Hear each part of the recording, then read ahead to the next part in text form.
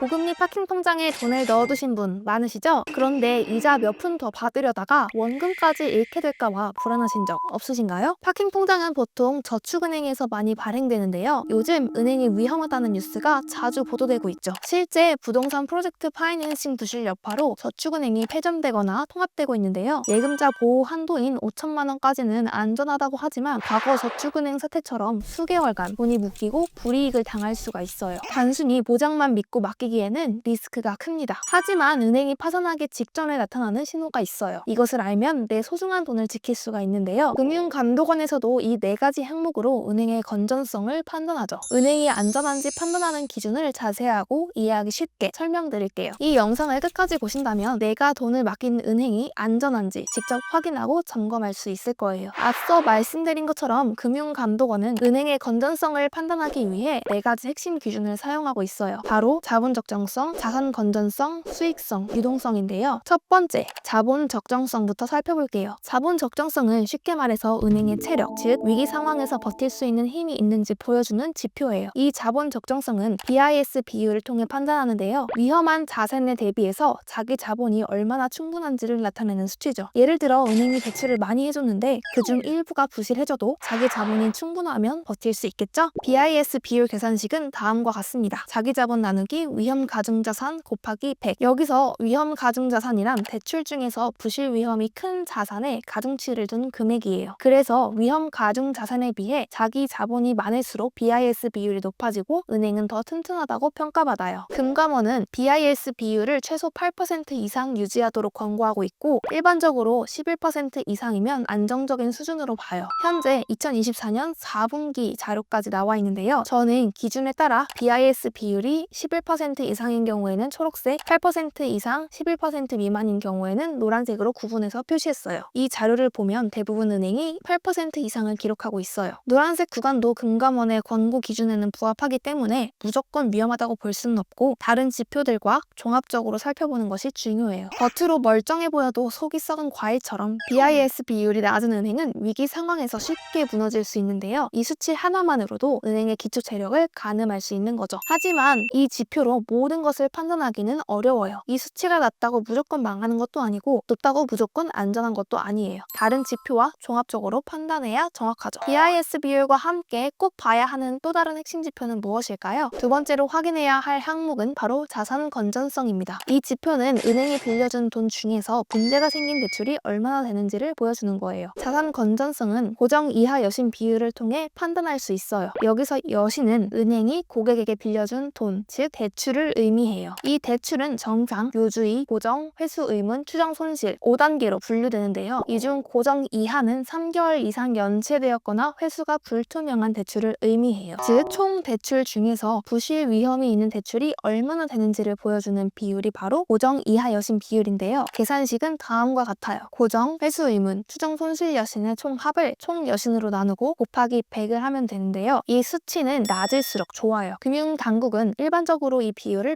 8% 이하로 유지할 것을 권고하고 있어요. 그래서 저는 8% 이하인 경우에는 초록색, 8% 초과 15% 이하는 노란색, 15% 이상이면 빨간색으로 위험 신호를 표시했습니다. 그런데 이 데이터를 보면 20%를 초과하는 저축은행도 꽤 있어요. 이건 은행이 빌려준 돈을 제대로 회수하고 있지 못하다는 심각한 경고예요. 따라서 BIS 비율과 함께 반드시 이 지표도 체크해야 돼요. 이 비율을 보면 은행이 대출을 얼마나 안정적으로 회수하고 있는지 알 수 있죠. 하지만 1에서 2분기만 보지 말고 최근 몇 분기의 흐름을 함께 봐야 하는데 현재 2024년 4분기까지 나와 있고 이전 연도는 아래 더보기 링크에 들어가서 확인할 수 있어요. 그럼 세 번째, 수익성은 어떻게 판단해야 할까요? 수익성은 은행이 얼마나 효율적으로 돈을 벌고 있는지를 확인하는 거예요. 이를 평가하는 대표적인 수치는 ROA, 즉 총자산 이익률이에요. ROA는 은행이 보유한 총자산 대비 단기 순이익의 비율을 의미하는데요. 은행이 가진 자산을 얼마나 잘 활용해서 수익을 내고 있는지 보여주는 수치죠. 계산식은 다음과 같아요. 단기 순이익 나누기 총자산 곱하기 100. 예를 들어 총자산이 1억인데 단기 순이익이 3억이라면 ROA는 3%가 됩니다. 반대로 총자산이 1억인데 단기 순이익이 마이너스 3억이라면 ROA는 마이너스 3%가 되죠. 이처럼 ROA가 높을수록 자산을 효율적으로 운영하고 있다는 의미이며 반대로 ROA가 마이너스라는 건 영업 손실이 발생해서 자산이 손실을 보고 있다는 신호죠. 일반적으로 참고로 ROA는 1% 이상이면 수익성이 우수한 것으로 평가되고 마이너스 1% 이하는 수익성에 문제가 있는 구간, 마이너스 3% 이하는 구조적인 위기 가능성이 있는 심각한 상태로 간주돼요. 따라서 저도 1% 이상은 초록색, 마이너스 1% 이하는 노란색, 마이너스 3% 이하는 빨간색으로 수준을 표시했어요. 2024년 4분기 기준으로 보면 대하상호저축은행과 대원상호저축은행의 ROA가 매우 낮은 수준이기 때문에 유의해야 할 것 같은데요. 수익성뿐 아니라 향후 안정성에도 악영향을 줄 수 있는 경고 신호로 볼 수 있기 때문이에요. 이처럼 ROA를 통해 은행의 지속 가능성과 체력을 가늠할 수 있었는데요. 아무리 수익성이 좋아도 당장 갚아야 할 돈이 있는데 현금이 없다면 큰 문제가 생기겠죠. 은행의 단기 위기 대응 능력, 즉 유동성은 LCR, 유동성 커버리지 비율이라는 지표로 확인할 수 있어요. LCR은 30일간 금융위기 상황에서 고객들이 대규모로 예금을 인출하는 상황에 대비해 은행이 현금화하기 쉬운 자산을 얼마나 확보하고 있는지 나타내는 비율이에요. LCR 계산식은 고유동성 자산 나누기 30일 순현금 유출액 곱하기 100으로 계산하는데요. 여기서 고유동성 자산이란 국공채처럼 언제든지 현금화가 가능한 자산을 말하고 30일 순현금 유출액은 위기 상황에서 고객들이 인출하거나 은행이 지불해야 할 예상 유출 자금을 의미해요. 쉽게 말하면 LCR은 위기 발생 시 30일 동안 자금을 안정적으로 운용할 수 있는지를 보여주는 지표인 셈이죠. 기준은 100% 이상을 권장하고 있는데요. 만약 100% 미만이라면 갑작스럽게 자금이 빠져나갈 경우 즉각적인 대응이 어려울 수 있다는 뜻이에요. 현재 기준으로는 대다수 은행이 100% 이상을 유지하고 있어서 심각하게 우려할 상황은 아니에요. 오늘 영상에서는 은행의 부실 여부를 판단할 수 있는 4가지 핵심 지표를 함께 살펴봤는데요. 먼저 BIS 비율을 통해 자본의 체력을 확인했고 고정 이하 여신 비율로 대출 회수의 건전성을 점검했죠. 이어서 ROA를 통해 수익성, 마지막으로 LCR을 통해 유동성까지 짚어보았어요. 이 4가지 지표만 확인해도 표면적으로는 멀쩡해 보이지만 실제로는 위험한 은행을 피하는데 큰 도움이 될 수 있어요. 지금 바로 내가 사용하는 은행이 얼마나 건전한지 확인해보세요. 물론 조금 위험 신호가 보인다고 해서 당장 돈을 인출하라는 뜻은 아니에요. 오히려 많은 사람들이 동시에 돈을 인출하면 실제로 뱅크런이 발생할 수 있어요. 중요한 건 은행의 건전성을 미리 파악하고 꾸준히 흐름을 점검하는 태도예요. 고정 댓글에 엑셀 파일 공유해 드릴 테니까요. 직접 점검해 보세요. 그리고 2025년 1분기 자료가 제공되는 대로 바로 공유해 드릴게요. 이 영상이 도움되셨다면 구독과 좋아요 부탁드려요. 다음 영상에서는 더 도움되는 내용으로 돌아올게요.